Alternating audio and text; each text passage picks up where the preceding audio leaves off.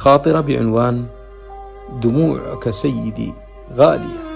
سيدي ذرفت دموعك الغالية، فأنت في القلب سكناك دائمة.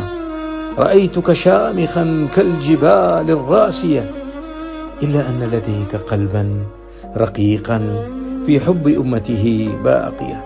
أنت الزعيم وأنت القائد والوالد في الأيام المتتالية، فاليوم ذرفت دمعاتك لأم أعطت للعالم مرشدا وقائدا وصاحب رؤية صادقة.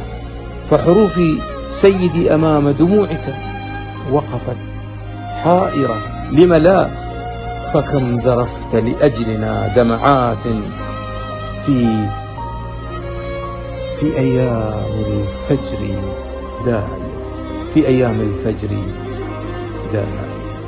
داعي. المخلص عبد الله الأشكري محمد. دمعاتك سيدي غالي.